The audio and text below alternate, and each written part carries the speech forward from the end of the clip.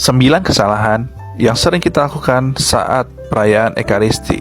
Nomor 3, paling sering. Yang pertama, air suci. Mengambil air suci hanya dilakukan pada awal sebelum masuk gereja.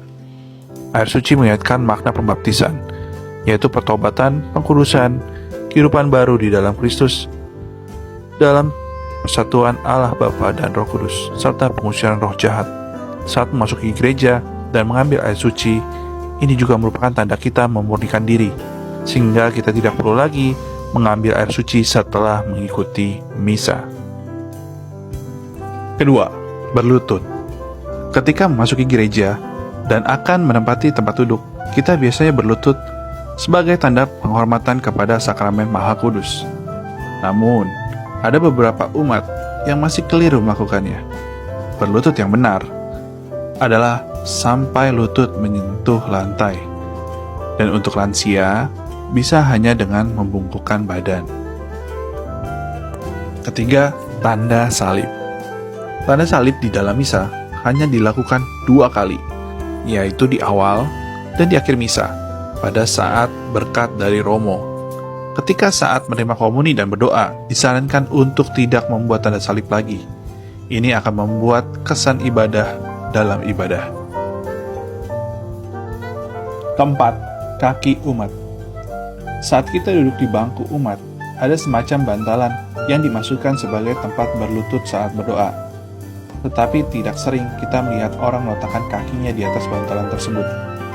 Hal ini merupakan kebiasaan yang salah. Selain agar tidak kotor saat kita berlutut, fungsi dari bantalan tersebut hanya untuk berlutut, bukan untuk menarik kaki umat. Kelima, partisipasi umat. Partisipasi umat dalam misa sangat dibutuhkan, misalnya saat menjawab imam dengan lantang dan menyanyi dengan sungguh-sungguh. Saat diundang oleh orang terdekat kita, akan berusaha untuk meramaikannya, apalagi ketika Tuhan sendiri yang mengundang kita mengikuti perayaan Ekaristi.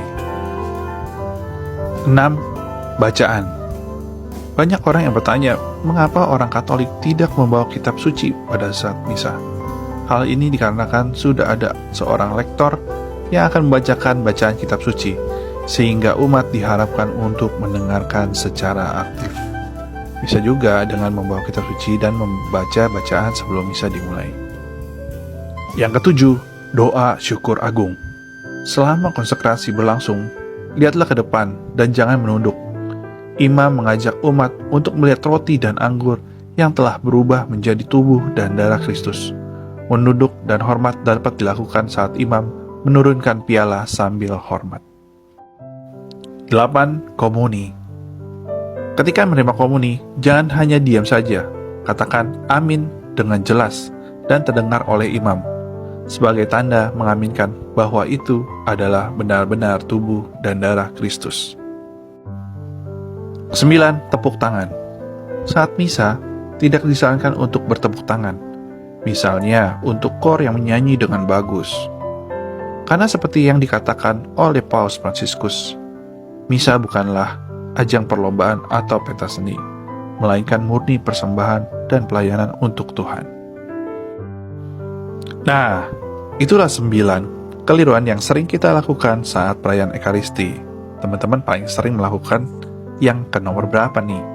Atau mungkin teman-teman punya komentar lain tentang kesalahan, atau mungkin ada tambahan yang lain, silakan tulis di komentar. Oke? Tuhan Yesus Kristus, penguasa hidup saya, memberkati teman-teman semua.